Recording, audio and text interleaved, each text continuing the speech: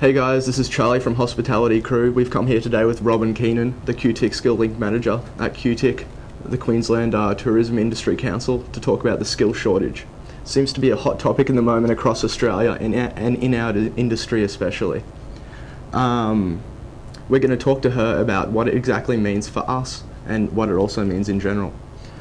Robyn, we seem to be living in a time where there is a massive skill shortage across many industries and in the hospitality industry especially. What does this mean for us?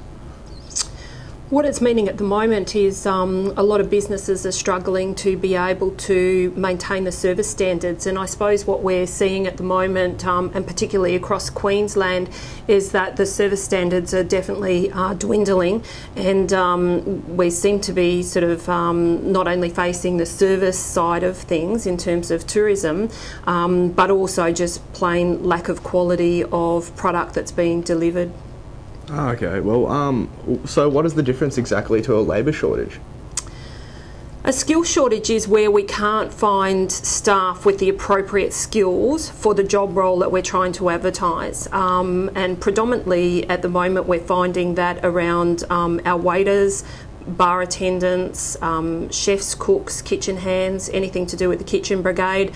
And a labour shortage is where we're offering a very good amount of money for the job role, so it's above the industry standards in terms of whether it be salary or award based, and we still can't find the people. So predominantly what we're finding is in the regional areas we're facing labour shortages. There's just not the people who want to do the jobs that are being offered, and then skills is almost like a second issue for a lot of operators. So this shortage, has there ever been another time in history where it's been like this? As far as I'm aware of, no. I do understand that approximately 30 odd years ago that we did have a skill shortage. It's definitely not as severe as we're facing now.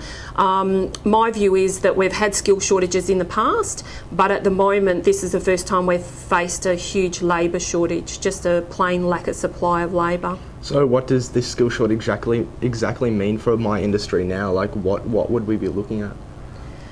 Well, look, there's fantastic opportunities for anybody entering the industry. What we're finding is the promotion rate is a lot quicker than what it has been in the past. In the past, you're probably looking at anywhere between 3, 4, 5, 6, 7 years to be promoted up through the ranks. At the moment, we're looking at around, yes, definitely a lot shorter. So we're looking at probably around the 2-3 year mark.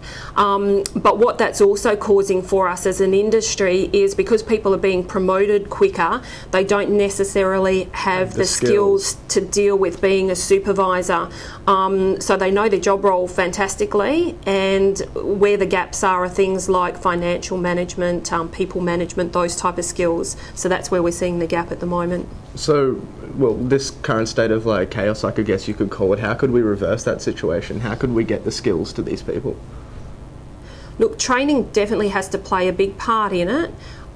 In my view, the industry needs to change, and if they don't start changing in the next couple of years, the issue is going to be far more dire. Now, what I mean by the industry having to change is the industry is going to need to look at their employment practices.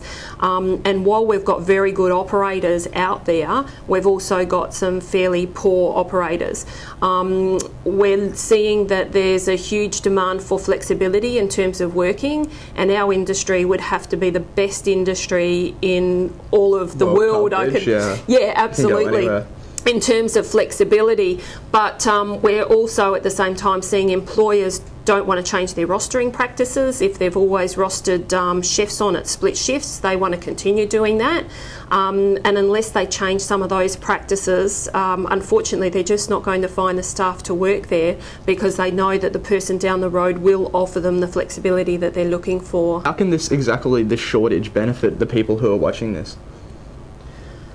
Look, the benefit is to, as I said earlier, to raise through the ranks within the industry far quicker. You're on a lower salary for a lot less time, and you have the opportunity within our industry to be able to manage or own your own business.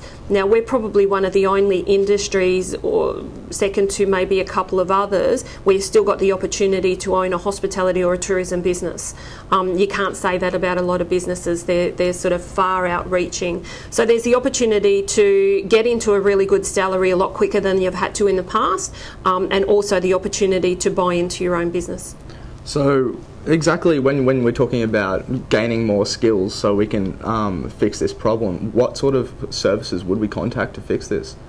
What's on offer? Look, there is no quick fix to the skills and labour shortage. You know, we've got an ageing population. There's more people exiting the employment sector than entering the employment sector. There is no quick fix. We need to look at technology. We need to look at a range of different strategies to overcome how many people we need to operate our business, the operating hours. So there's a whole range of things that employers need to ensure that they do.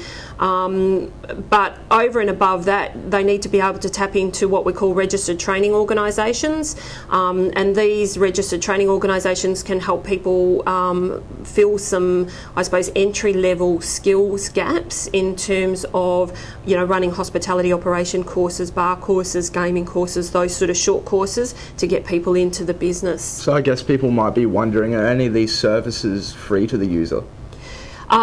There's a range of funding opportunities for people to be able to tap into to get free training. There's definitely that, but they've just got to ask the right questions when they go to a training provider.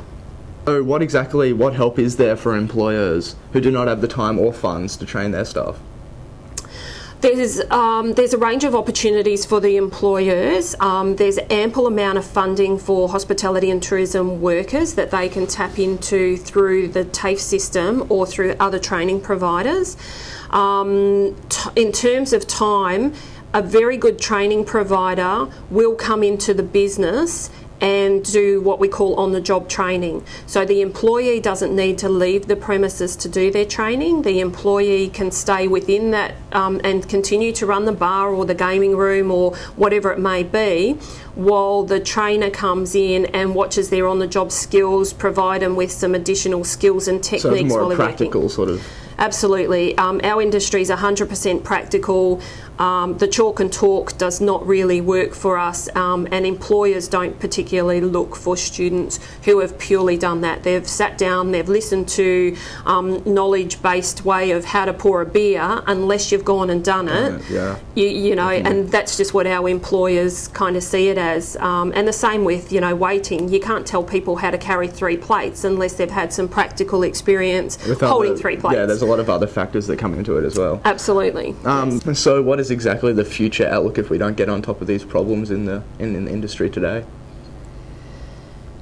I think that the skills and labour crisis is going to really hit our industry in the next 2 years. Employers are starting to feel the pinch at the moment. I've had employers say to me that, you know, they're operating their business probably 20% short of staff than what their operating procedures need. In my view, if things don't change, if we don't start working towards some collaboration across the industry, working towards some strategies to encourage people to come to our industry, to stay in the industry, if we can't get employers to change some of their employment practices, the reality will be that a lot of businesses will close down. There just will not be the staff to staff them, and the staff will have far more choice in terms of who they work for. Do you think that'll lead to higher like a wage increase? Not necessarily a wage increase. A lot of employers, the good ones, are offering over the award at the moment. I don't think it'll get to the salaries of our mining industry. We just don't have the yield within our businesses to be able to support and sustain that. But certainly the good employers will not have a problem finding staff, and the average employers who aren't working with their employees will have problems, and that will lead to close of businesses, in my view. We're starting to see that in regional areas at the moment where businesses can't find staff, they're closing it down.